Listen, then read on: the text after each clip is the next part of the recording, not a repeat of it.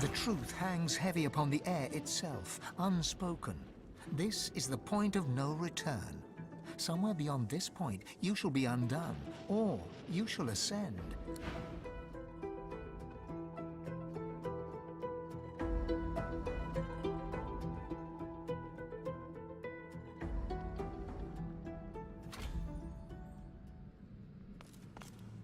You come here often. I don't know what you did, but you just released a source flood. I thought I'd come and see what all the fuss was about. Should have known you were getting yourself into trouble. Looks like the big moment has finally arrived. I will do everything I can to support you, Godwoken. Don't underestimate the power of true prayer. This is a place of incredible power where a single prayer holds the weight of thousands. Your heart and soul will fill as quickly as they're drained. Consider it a taste of your divine future. Prayer will enrich you, and your disciples will empower you, strengthen you, and trust you in all ways to do only what is... Of course, it's up to you whether or not to listen. I know how I'd respond, but you do you. Melody wearily chuckles to herself, then bows her head in a show of unexpected but sincere reverence. Looks like my investment's paid off after all. I need worship only one divine, and I believe she stands before me now. You've shown me kindness in the face of my sins. My worship is the least I can offer. Now go. Rivellon needs a new divine.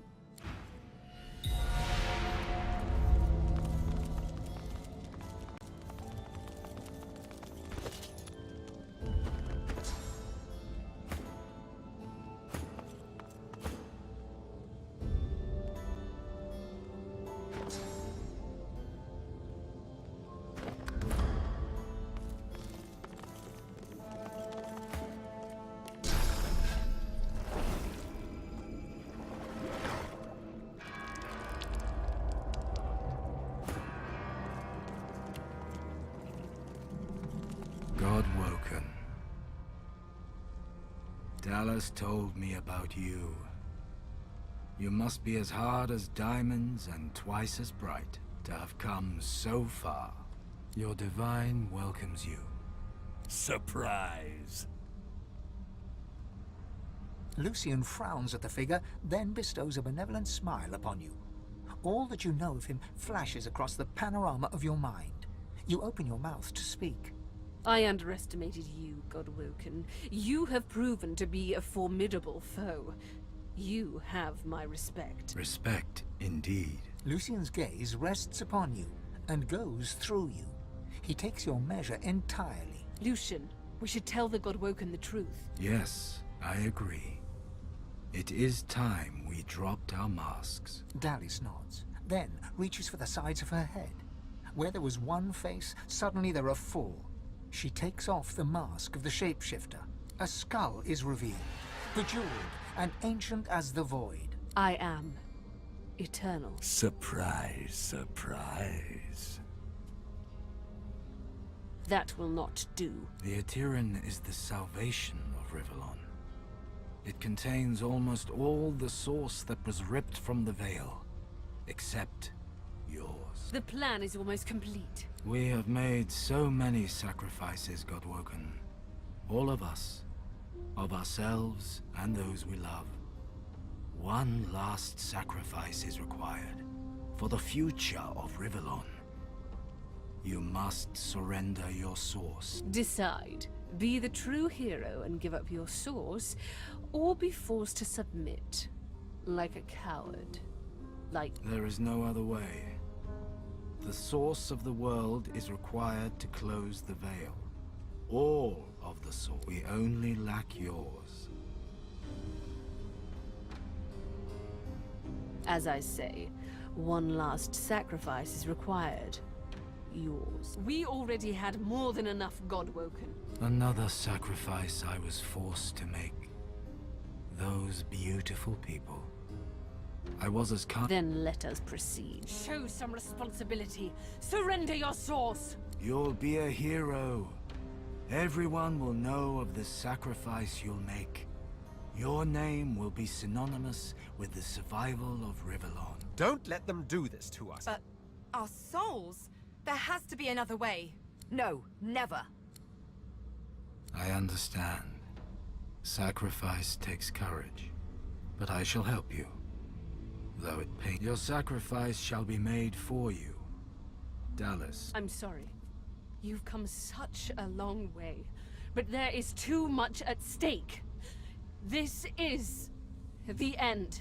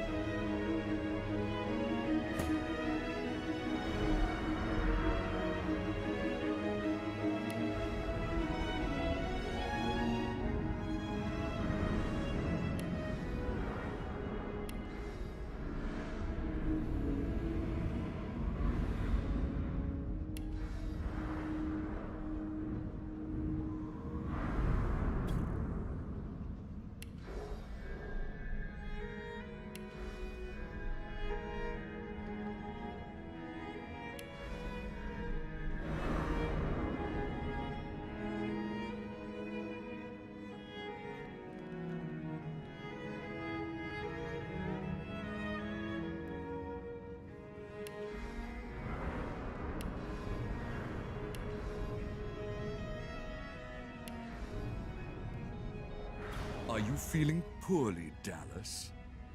Good. You shall not seal the veil.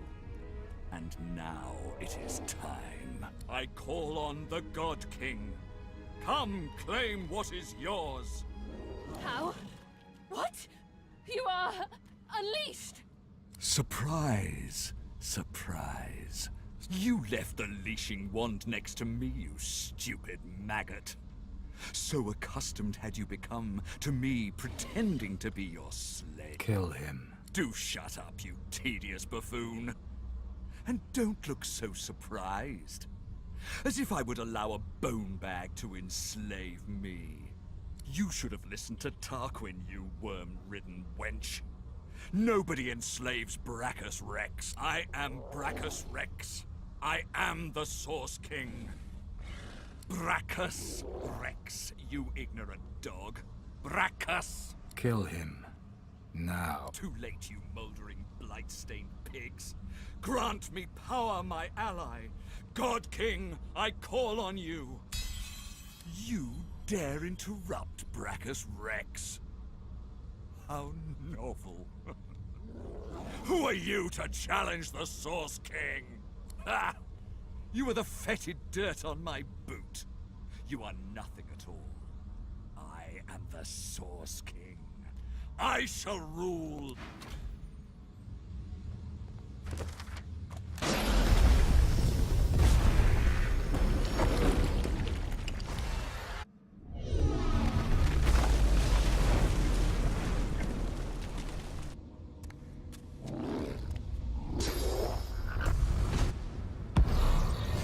My ally sends me a pet. What a fitting gift. Ruling the world with a bloody fist can be lonely. I needed a companion. Come to your father. Come to the Source King.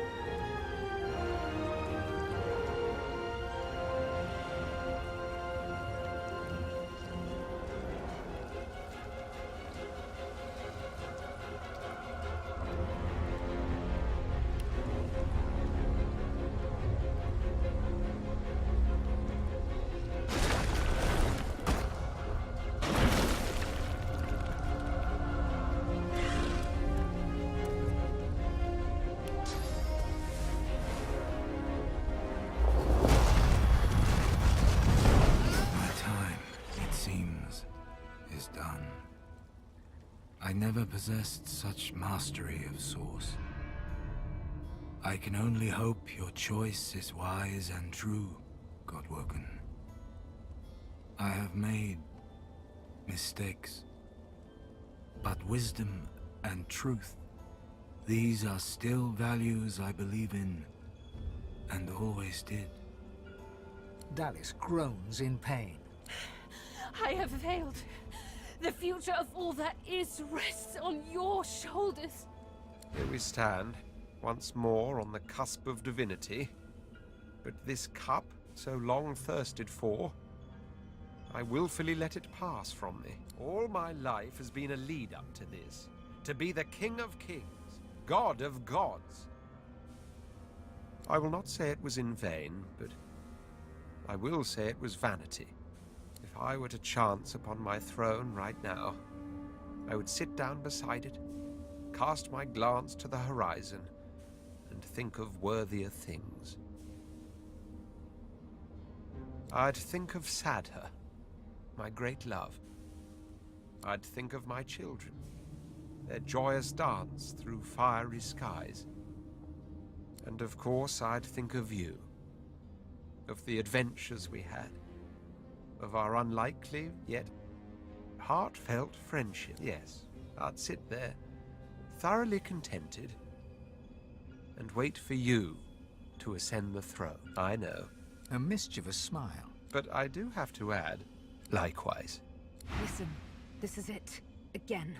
And I want you to know I'm not putting up a fight, not against you. My revels are now ended. Yours are about to begin. I've had my vengeance, my life and my liberty. You helped me win them back. And then, when we made love, all of me awoke. All I want now is for this to end. To be by your side when we wage the final battle. And long, long after. I know you won't. Now kiss me. You kiss each other passionately, ready to face the... You think back on your journey here, on all you have seen, on how the Magisters hunted sorcerers who committed horrible crimes, and purged sorcerers who only tried to heal the sick.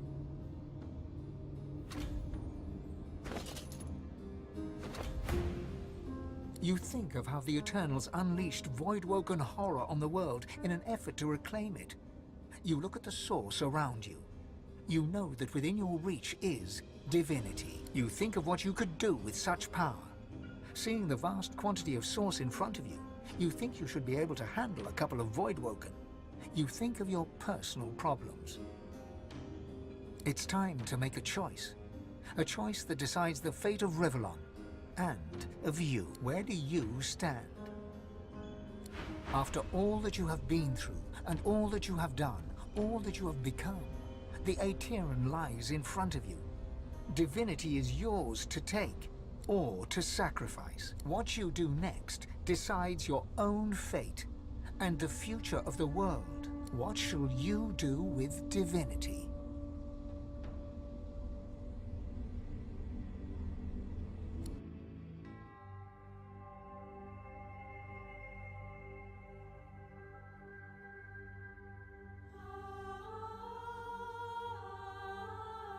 So it ended. A tale that began with my own ill-fated attempt to rid the world of the Godwoken. And you, Divine Rose, a true heir to the Seven, more powerful than ever, and united Rivellon in its battle against the Void. All across the realm she was worshipped and adored. Humans, lizards, elves and dwarves all rallied to her banner. The great allegiance stood once more, but the war continued. From the depths of the void, the God King still sought to return. As for me, my last hope of ever being freed of the God King's terrible tyranny faded when the Godwoken claimed divinity. An eternity of pain and suffering is mine. I cling now to the dream that one day the veil will be sealed, that one day I can be freed, that one day a new Godwoken will rise.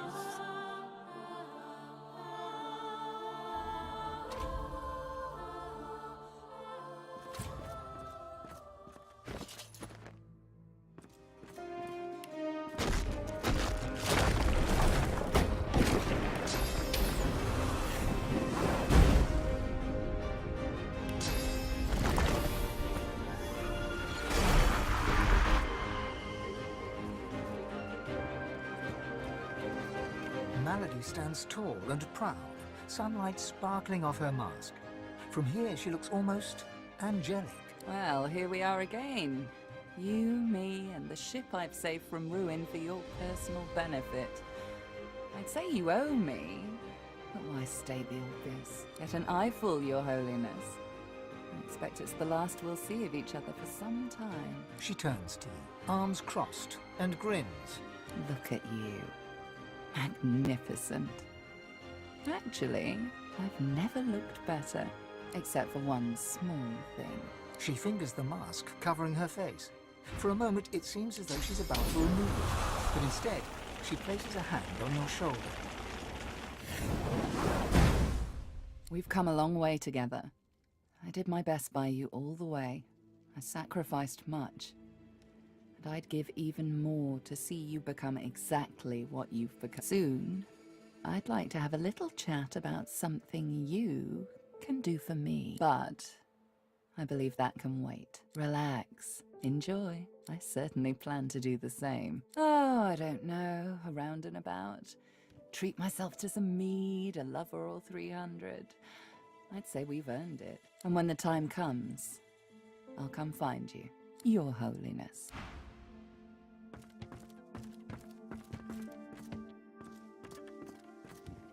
Well, well. Look what the cat dragged in. A god, no less. He smiles at you fondly as he takes you by the hand. You've done us proud. You saved the world, didn't you? No. We were all of us instrumental, but only one walked away with divinity. I'm glad it was you. Home, if you don't mind. After all, I've dragons to raise. I need to teach them to be good boys and girls before they set the entire world on fire. There may be an accident or two along the way. Please don't hold it against them. I do so long to see my palace again. The Forbidden City. The scents of spices and incense. The sound of sitars in far-off rooms. To sit all day in perfumed shade and watch the white of the marble change with the journey of the sun. But above all, I long to be with Sadha. Long to finally have the time to love. Oh, but before you go, remember how when we first met, I took you by the jaw to inspect your teeth? Not something one forgets in a hurry. Now, if you'll recall, despite having little or no regard for personal hygiene, as per your own testimony, you can cook and tailor.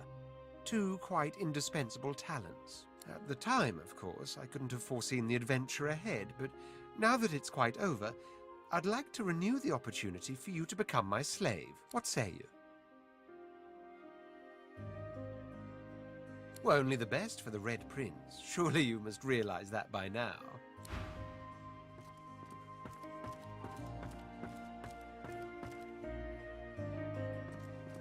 There's nothing interesting down there. The future lies above, not below. Well, if it isn't the new divine gracing me... That is the question, isn't it? How do... No, of course you wouldn't.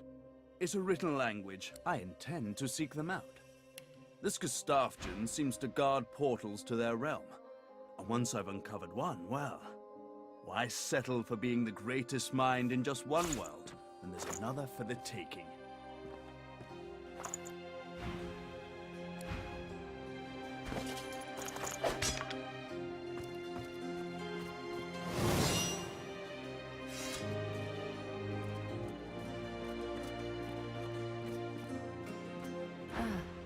There you are. I was hoping you'd come find us again. I've never known a god before they became divine. I was curious if it would have changed you. She gives you a long, assessing look, but makes no image. She paces around you like a cat, looking you over. Well, you certainly look the same. But there's something in the air around you. It vibrates ever so slightly. There's magic in it. Power. Don't you feel it? Maybe you should give it a bit of time. I imagine it takes almighty power a little while to settle. I'll serve my people as best I can. I am theirs now, and they are mine. But I won't forget what we shared. I'll never forget that. A kiss, and oh, how sweet. Let's do good. You by yours, me by mine. Together. Though, off to part. Oh my, you! Look who it is! Our brand new Lord and Saviour. She curtsies low and looks up at you with a grin. So, what's your first order of business? Well, yeah, I'm not the next god. Someone made that abundantly clear. She winks and pokes you in the ribs. So? Come on, don't keep me in suspense. What are you gonna do with your almighty power? Can it? Sometimes I think this realm of ours is cursed. You look alive, oh divine one. I'll bet this place keeps you on your toes. Big job. I'd offer to help, but I've got some business of my own to attend to. Ding, ding, ding! My loot calluses are all but worn off. I'm a disgrace. So, Chief, I guess this is it, right? Don't speak too soon. You're a god now, after all. Soon enough, your brain will be full of all the fates of all the people in all the realm. Let me know if you see any falling boulders coming my way, though. Or goiters or something. As she turns from you, the whites of her eyes darken, the veins in her face go grey, and a wicked smile curls her mouth. Suddenly, it's gone again. She winks, and you're left wondering whether you saw anything at all. See you around.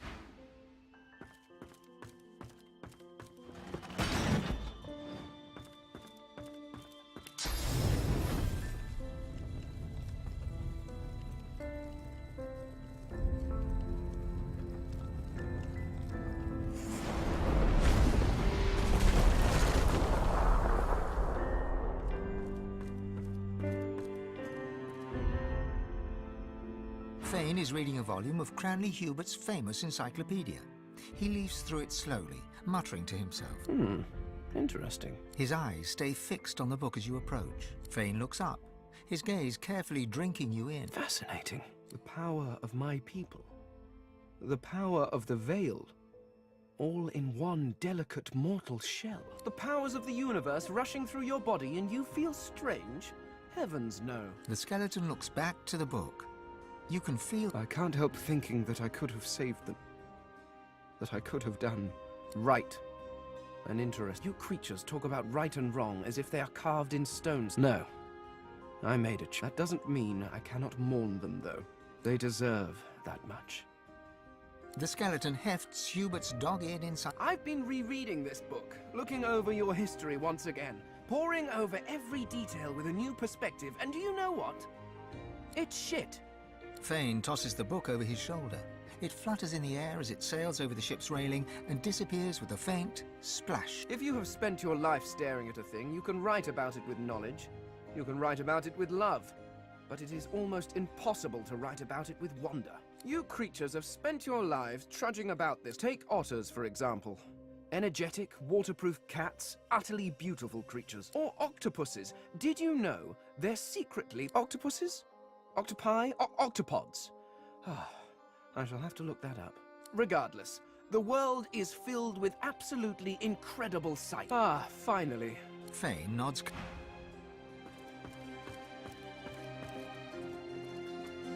It gives me almost as much pleasure to speak to you as it does to be whole again. I will always be an ally to those that carry source, to those whose blood is of the heroes of old, and so, as always, I am at the ready. Consider me to be a gift from Malady.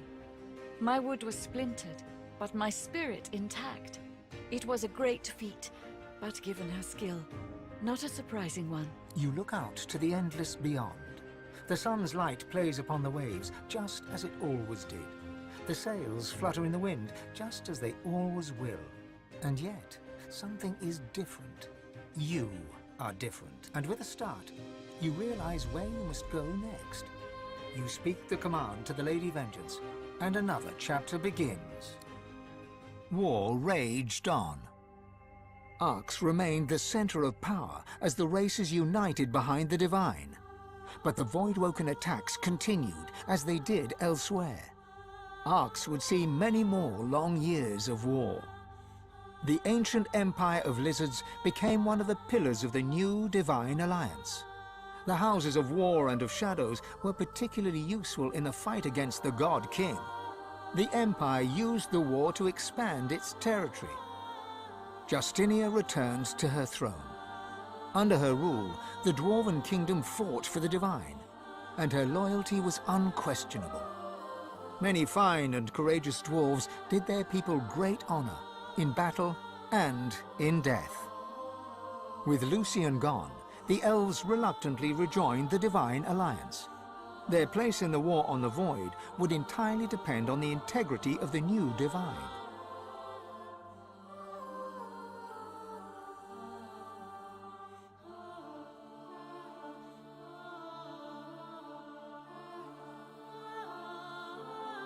And here and there, across the world, what was left of the Black Ring fought on. The island of Fort Joy remained a sorcerer's paradise, a place of exile for those whose sorcery threatened to bring in the Void. For their well-being, its residents depended entirely on the benevolence of the new Divine. Reaper's Coast struggled on. The farms and the fisheries fought to feed the people against the Voidwoken blight. The black pits took fire. The oil there burns still. Driftwood teetered on the edge of starvation until the night the Voidwoken came from the sea. All were killed. This did, however, put an end to the famine. The nameless isle had vanished.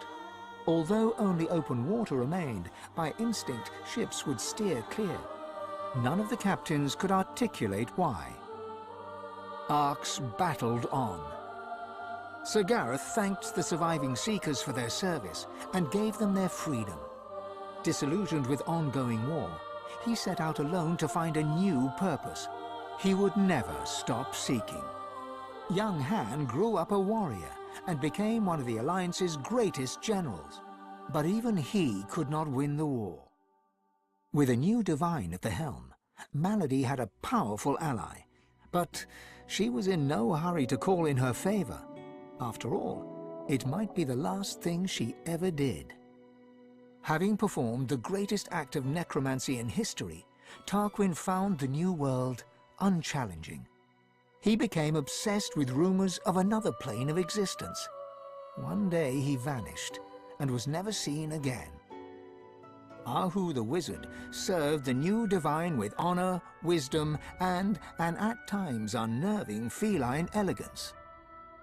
The undead priestess, Gratiana, remained in her sanctuary, happy to wait for the war to pass. She was troubled only by the silence of her goddess. Sahala sought to strengthen the Elven alliance with the new Divine. Her powers of sight proved useful in the ongoing war against the Void, but she could never be sure that the new Divine trusted her. Tova, her mother, was Sahala's most trusted warrior. As the new mother, Sabine found a great forest and founded a new elven homeland. Elves flocked to her and worshipped her as a goddess. Sabine swore never to kill again, but once in a while she'd look at her needle and smile. Or are you ashamed of your sins? Losa returned to her music and enjoyed a storied career as the Divine's premier musician. Dark moods would still overtake her, and she would spend long hours walking in the wilds. She always returned with a new song. And then there was you. For how much of this do you take credit or blame? And what kind of Divine were you as the world battled on? Did you show mercy or strength? Did you sacrifice others as Lucian had done? Did you regret becoming Divine? Should you have given your soul and sealed the veil? Only you know the truth. Only you know if you atone for your sins.